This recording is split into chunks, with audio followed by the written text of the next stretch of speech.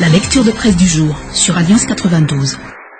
Puis c'est l'heure de la lecture de presse en ce vendredi 19 avril. Pratiquement la presse locale parle ici et met à sa une la médiation du FFKM. Mais nous allons tout de suite commencer notre lecture de presse avec Reflet qui nous titre ici « Cours électoral spécial vers des décisions politiques ». Et de son édito, par ici la sortie. Une porte de sortie ou une issue de secours, c'est selon l'un ou l'autre mène vers le tour à l'ordre constitutionnel, selon l'expression consacrée à la différence près de la perception des uns et des autres, le temps faisant de plus en plus défaut après 4 années de crise. Cela dit, nous dit l'éditorialiste de Reflet, la majorité souhaite apparemment une sortie honorable via plus ou moins la feuille de route et sans aucun doute des élections.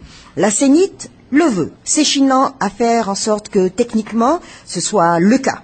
De même que les candidats déclarés enregistrés à tout prix, prêts à s'acquitter des 50 millions ou 400 000 arrières pour la présidentielle ou les législatives. Tout comme les formations politiques, les soutenant ou non, quitte à passer par des véritables dilemmes cornéliens pour certains ou un jeu tableau multiple pour d'autres. Pareillement, a priori, au niveau de la communauté internationale, du moins selon les déclarations du chef d'équipe de la médiation de la SADC, et plus certainement face au constat de l'implication financière, logistique et en termes de moyens humains des partenaires et bailleurs de fonds. Question dès lors posée ici par l'éditorialiste Reflet, qui reste-t-il pour contrecarrer la tenue des élections? Personne n'ose clairement se l'avouer, préférant recourir à des prétextes finalement insidieux de la nécessité d'un référendum constitutionnel avant toute une catégorie de scrutins, d'une candidature qui posera certainement problème au niveau de la CES, ou remettra en question les dispositions légales en vigueur, ou encore d'une conférence au sommet dont certains craignent qu'elles ne sont annonciatrices de nouvelles institutions et partant d'une prolongation de la transition. Et si, encore une autre question ici posée par l'éditorialiste de Reflet,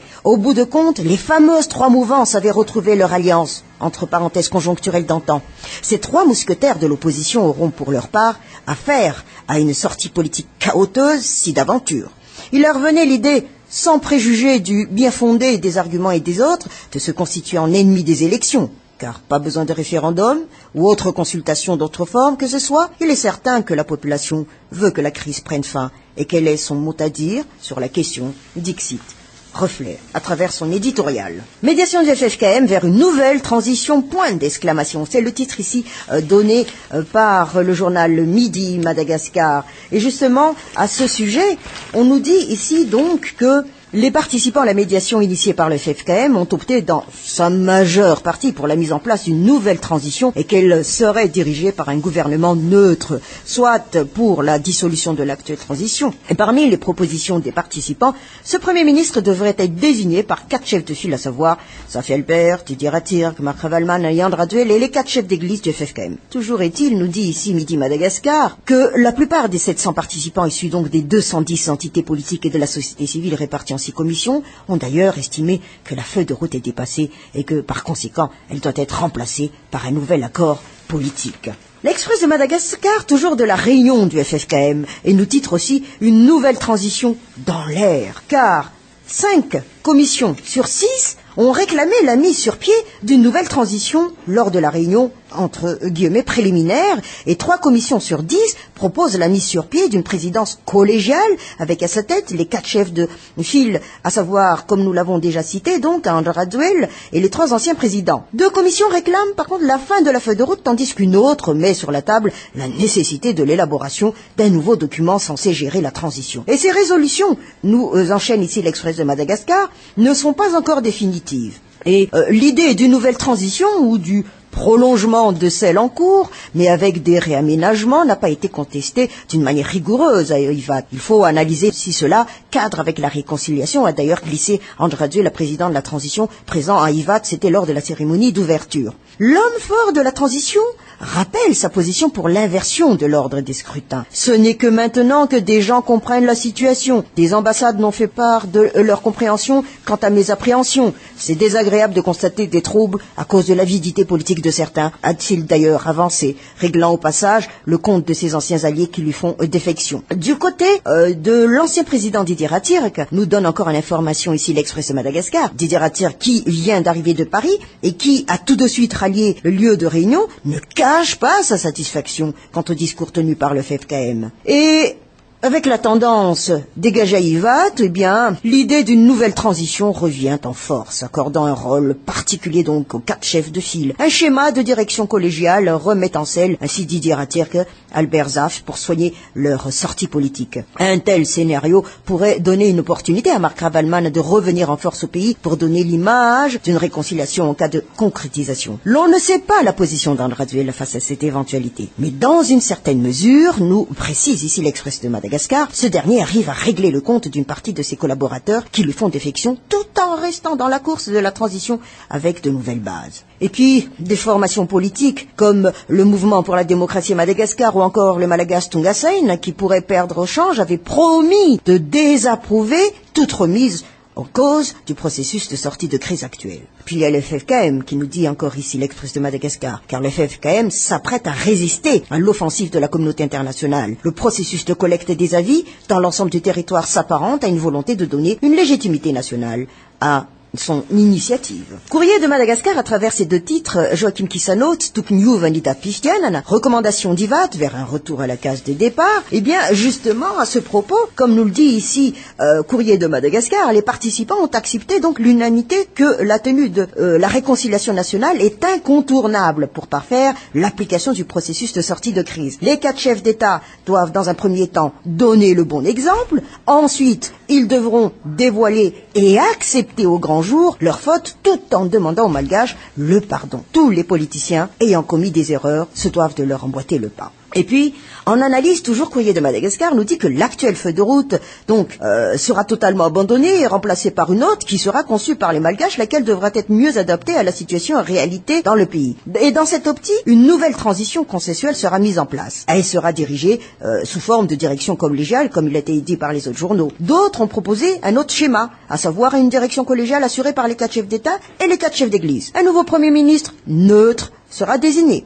Il sera doté des pleins pouvoirs et ce dernier sera à la tête d'un gouvernement technocrate. Un scrutin constitutionnel se déroulera à la place des élections prévues se tenir cette année et lesquelles seront ainsi reportées à une date ultérieure. Propositions de constitution ont été soumises, notamment une constitution pour un État unitaire, une constitution pour un État fédéral et une constitution pour un régime parlementaire. La décentralisation devra être effective tout comme la séparation des pouvoirs. Et par la suite, donc, il faudra procéder à la refondation de la nation afin d'éviter la répétition de la crise. Parmi cela, la neutralité de l'armée, l'indépendance de la justice, l'instauration d'un état de droit, tolérance zéro pour la corruption, l'impunité. À cet effet, les amnistiés ne devront pas se porter candidats aux élections. Et puis, l'objectif, donc, à travers cet article ici partagé par Courrier de Madagascar, sera de regagner la confiance de la population, le respect de la loi, l'unité nationale, la liberté d'expression, le respect de la démocratie, la préservation des biens communs et le partage équitable des ressources naturelles, entre autres. Tout compte fait, c'est déjà cela la Constitution, non? Mais, comme nous le dit ici Courrier aussi, à travers son courrier, les leaders du FFKM ignorent-ils que leur initiative est en retard de 4 ans? Question dès lors posée ici par Courrier. La Gazette de la Grande Île, par rapport à cette médiation du FFKM, nous met à sa une transition bis en gestation. Et donc de nouveaux accords politiques sous-entendent également une intégration de nouvelles têtes dans la nouvelle transition qui occasionneront à coup sûr de nouvelles tensions sociopolitiques, nous dit ici la Gazette de la Grande Île. Et sans parler de nouvelles sanctions brandies par les bailleurs de fonds si jamais le calendrier électoral était encore retouché pour la 2e fois. En effet, d'après la confidence d'un responsable au sein de l'exécutif, nous partage la Gazette de la Grande Île, la communauté internationale aurait prévenu que si Madagascar entrait dans une nouvelle transition, la sanction serait sévère, notamment d'ordre financier, et cela pourrait s'étaler jusqu'en 2020. Et dans ce cas, et pourvu que cela n'arrive pas, nous précise, nous pointe, nous martèle ici la Gazette de la Grande Île, le taux d'inflation pourrait s'enflammer à volonté, l'insécurité atteindre le summum. Pourtant, au train où sont les choses, ce serait inéluctable dans la mesure où ces résolutions du CCI-IVAT seront validées par les antennes du FFKM éparpillées à travers le pays. Effectivement, d'après le processus adopté par les 4 chefs d'église, des idées recueillies lors de la réunion préliminaire seront transmises dans les ramifications du FFKM dans les 35 régions pour plus de précision, et ce pour servir de base de discussion avec les citoyens. Mais, vu la notoriété, l'image des chefs d'église et des églises chrétiennes malgaches auprès des malgaches vivant dans la brousse, c'est gagné d'avance. Ainsi, le FFKM réunira à nouveau forces vives et les entités politiques pour entériner les nouveaux accords politiques les 2, 3 et 4 mai prochains, en temps arrive, autrement dit, pour jeter les bases d'une nouvelle transition. Alors, Bonjour les dégâts, dixit la Gazette de la Grande Ville. Par ailleurs, le journal Les Nouvelles, concernant donc les participants il existe donc des participants pour une transition bis, et on nous titre ici « Dérive à la réunion du FFKM ». Mais entre réconciliation et conspiration, comme nous le dit ici l'éditorialiste du journal Les Nouvelles, eh bien, à vrai dire, plus d'un fait acte de présence à Ivat, non pas pour soutenir cette initiative, mais plutôt pour profiter de l'occasion afin d'imposer à nouveau son opinion et sa position vis-à-vis de la tenue de l'élection présidentielle le 24 juillet prochain. Et pour être plus clair, certains jugent que ce scrutin est une nécessité mais pas suffisant pour sortir Madagascar de la crise. D'autres avancent que la réconciliation est un processus long qui demande le report de l'élection présidentielle. Il y en a même qui optent pour le référendum constitutionnel à la place de la présidentielle. Il s'agit dans ce sens de conspirer contre la réconciliation menée par le FFKM. Vraiment, on nous dit ici, et se pose comme question ici l'éditorialiste du journal Les Nouvelles, qui a intérêt à ce que le rendez-vous du 24 juillet soit reporté, voire annulé? Certainement pas les candidats qui sont à l'heure actuelle en pleine préparation de leur campagne. Et il ne faut pas non plus demander cela à la population qui, depuis 2009, rappelons-le, n'a souhaité qu'une chose, se rendre aux urnes et voter son candidat préféré. C'est plus qu'une offense, ce sera une insulte. Et dans sa conclusion à l'éditorialiste de nous dire, si les politiciens ne veulent pas se réconcilier, tant pis, c'est leur problème, et qu'ils aillent régler leurs différends ailleurs. La réconciliation politique ne devra en aucun cas chambouler l'organisation de l'élection. La machine électorale est déjà enclenchée, et a même atteint sa vitesse de croisière en ce moment. Ni la conspiration, ni la transition bis ne se conjuguent avec la réconciliation, nous martèle ici l'éditorialiste du journal Les Nouvelles. Et encore de ces assises préliminaires en vue de la réconciliation, un florilège d'avis et d'idées difficiles à concilier, nous titre ici Madagascar matin. Et d'ailleurs, une question est posée par point de mire, ici en page 15, par Madagascar matin. Cette fois-ci, près de 128 entités sur les 180 invités se sont prêtées au jeu. Le FFKM, animateur improvisé de cette thérapie de réconciliation, n'a pas eu l'adhésion de tous apparemment, plus du quart n'ayant pas jugé bon de faire le déplacement. Et cela jette un froid sur les déclarations personnelles de Odon Razanakul, comme quoi la Grande Île a besoin d'un réel Chiavan, où les mesures d'apaisement ne seront pas de 20 mots. D'ailleurs, une grande figure de cette transition, le CST Alain Ramarson, l'a sciemment remarqué. L'initiative du FFKM de réconcilier des clans politiques malagasy est fort louable, toutefois le bémol est de rigueur avec l'absence de Ravalmanan, un des 4 protagonistes de cette transition, impasse politique qui immobilise le pays depuis plusieurs années. Le journal La Vérité, suite à une grossière manipulation de la réunion du FFKM, l'idée d'une transition bis a prédominé. En graduel, à nous tous d'analyser, voilà les 2 titres mis à la une ici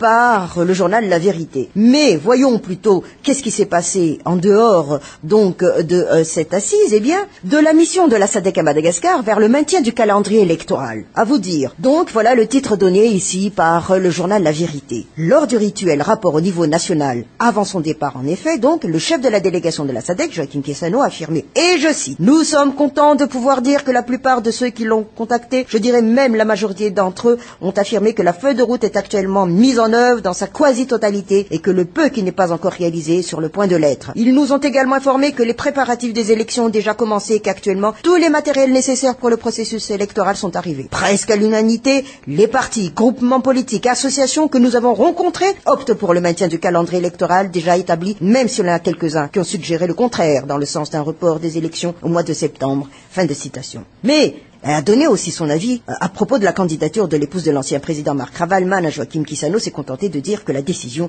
en la matière revient à la CES, seul juge en la matière, et que la SADC n'a aucune remarque particulière à faire sur ce sujet. Et à moins d'un changement d'avis de la dernière minute, donc, que nous dit ici en conclusion le journal La Vérité, la communauté internationale via la SADC roule pour un maintien du calendrier électoral, suivant le souhait d'une large majorité de la classe politique et sans doute celui de la population, dans son unanimité. Comme quoi, je vous dis, ça donne la tournie actuellement, cette histoire politique, et bien que l'hiver s'installe, oui, le froid politique risquerait aussi de faire surface.